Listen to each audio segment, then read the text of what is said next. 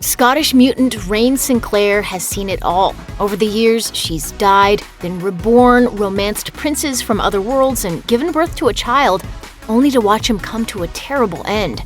And that's only half the story. This is the untold truth of Wolfsbane. Not only was Wolfsbane one of the founding members of the New Mutants, but she's actually the first one to show up in the 1982 graphic novel that introduced the team to the world. The story opens with a wolf scaring Moira McTaggart as it leaps over her. That wolf soon transforms back into the wounded Rain Sinclair. Shortly after the unconscious Rain shifts to human form, her attackers appear, an angry mob of men carrying torches and shotguns led by Reverend Craig, who claims to want only to save the girl's soul. Moira kicks them off her land and brings her to someone who can actually help her, Charles Xavier. Xavier then introduces Rain to his team of New Mutants. But things get off to a rocky start. When fellow New Mutant Karma demonstrates her psychic abilities by taking over Moira McTaggart's mind, Rain panics, immediately shifts into her transitional half-wolf form, and threatens Karma. And this is just the first of many instances in which Rain loses control of her emotions. Wolfsbane never had the chance to meet her birth mother, who died during childbirth. Instead, she was raised by the fiery zealot Reverend Craig, right up until the moment Craig and his angry mob chased her into the arms of Moira McTaggart. Reverend Craig indoctrinated Rain with his religious fanaticism to the point where she even thinks of her own powers as gifts of Satan. The shame he forces upon her leaves deep marks in her psyche, and in most of his subsequent appearances, he vocalizes his hatred for mutants and his disgust at Rain herself. It isn't until Rain learns to combat her emotional trauma in 1996's Excalibur No. 93 that she reveals what she knows about Craig. The Reverend isn't just the man who raised her. He is, in fact, her biological father. While confronting Craig about another mutant girl the Reverend is abusing, Rain tells Craig that she's been researching his past ever since she escaped him.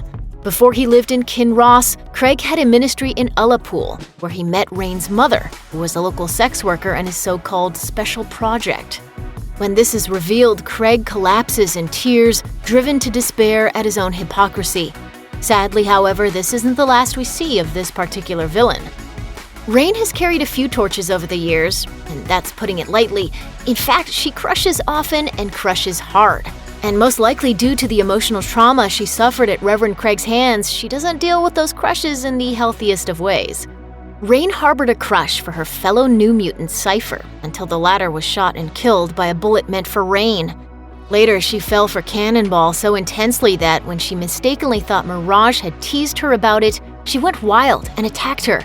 When she first joined the new version of X-Factor, Rain had an intense attraction toward team leader Havoc, and nothing but sheer hatred for his romantic partner, Polaris. But things get much darker when Rain lies to her ex-boyfriend Richter about a pregnancy in 2010's X-Factor No. 208. After Richter comes out as gay and Rain discovers him and Shatterstar being intimate, she goes wild and attacks Shatterstar.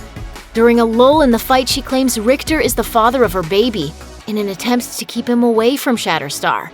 In X-Factor No. 213, however, Richter discovers the truth, that Rain was impregnated by the Wolf Prince, Hrimhari. As part of the classic two-part tale, The Asgardian Wars, the New Mutants are caught up in Loki's plans to destroy the X-Men.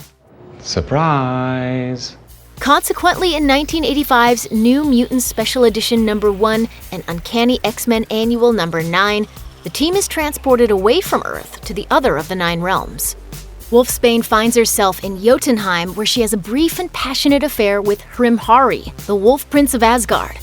When the heroes finally prevail over Loki, Hrimhari clearly wants Rain to stay with him. But she returns with her friends, seemingly ashamed of having indulged in her passions. It takes a couple of decades, but eventually Hrimhari returns to Rain, and their union brings fateful consequences.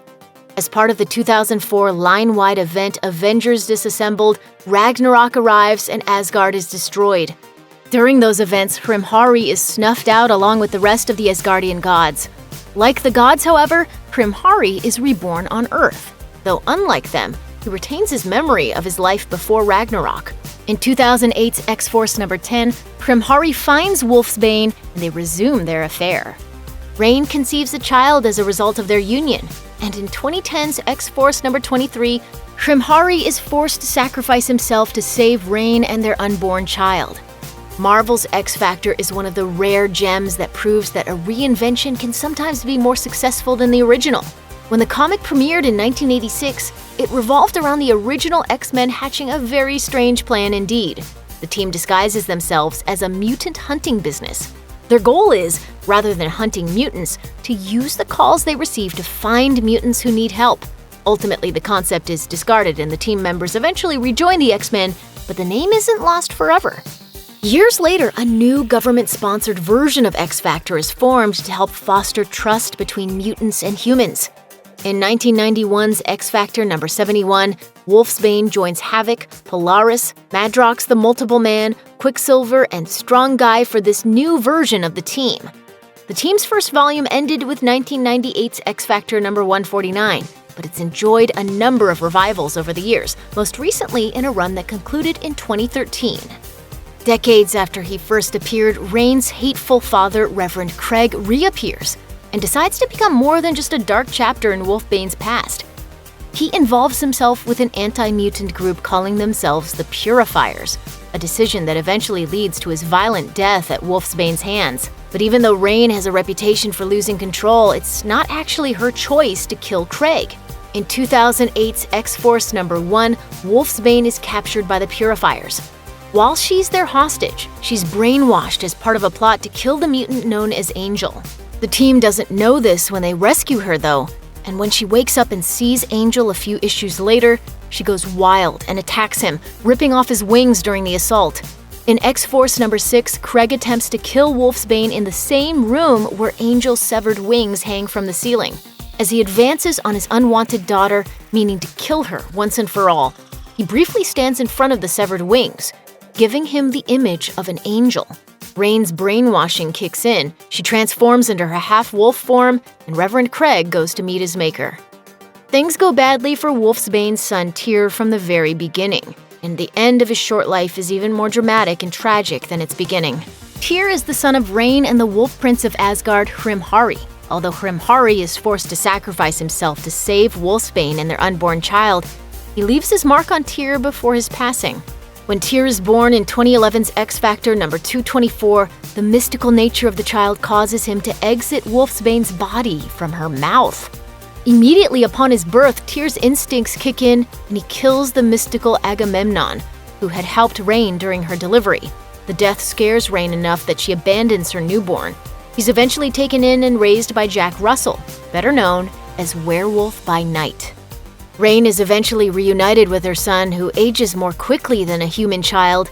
Tyr is later revealed to be a central prophesied figure in the Hell on Earth War, a conflict between the different Hell Lords, such as Pluto, Satanish, and Mephisto. Whoever kills Tyr is said to win the throne of Hell, and in 2013's X-Factor number 256, Tyr even fights and almost defeats the devilish Mephisto. Before Tyr can finish him off, however, the mutant Strong Guy runs Tyr through from behind with a trident, killing him and winning the throne of Hell for himself. In the 2017 line-wide event Secret Empire, Hydra takes over the United States, led by an evil version of Captain America. Hail Hydra. As this happens, the organization deals with the mutant problem by granting them a homeland called New Tien in the western part of America.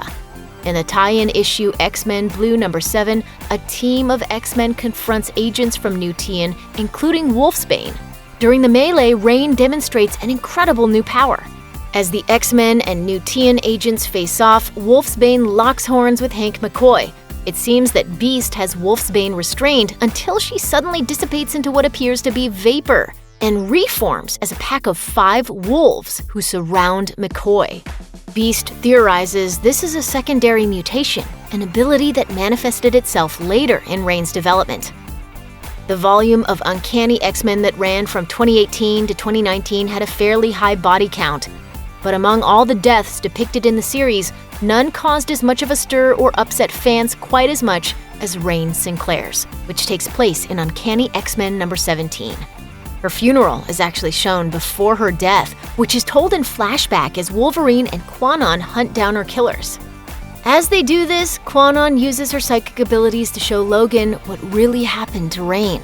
In the flashback, a group of young men approaches Rain on a park bench and begin to flirt with her. When she rebuffs their advances, the men get physical, and Rain briefly loses control and transforms into her half-wolf form. Once the men realize she's a mutant, their attitude towards her changes, and they feel Rain has somehow tricked them into being attracted to her. After this, they beat her to death. Readers picked up on the scene meaning to reflect trans misogyny violence, and many weren't happy about it. For example, trans writer Nola Fowl of Women Write About Comics felt Uncanny X-Men writer Matthew Rosenberg meant well in telling this story, but she also emphasized that when writers depict violence that occurs against us without bothering to depict us, we are not helped. We are not aided by this choice. The violence against us becomes normalized, but our presence does not. Rosenberg publicly apologized for the hurt caused by the storyline and urged his followers to consider donating to Trans Lifeline. Despite being brutally killed in 2019's Uncanny X-Men number 17, the doors to Wolfsbane's return had been opened by the end of the year with the game-changing event Dawn of X. The event sees almost all of Marvel's mutants forming a sovereign nation on the sentient mutant island of Krakoa. Among other advances made possible by the mutants' abilities, a group is formed called the Five, capable of bringing just about any mutant back to life, as long as they have access to the fallen mutants' DNA. In late 2019, New Mutants was revived, and the first 2 pages of New Mutants number 1 depict the resurrection of Wolfsbane. She is brought back by the efforts of the Five and greeted by Professor X and Storm. Rain is then reunited with her old teammates, including mutants such as Sunspot and Chamber, who had also been killed in earlier comics. Considering the lifetime of darkness and violence Rain has endured, it can only be hoped that there are brighter days ahead for this young mutant. Check out one of our newest videos right here. Plus, even more Looper videos about your favorite movies are coming soon. Subscribe to our YouTube channel and hit the bell so you don't miss a single one.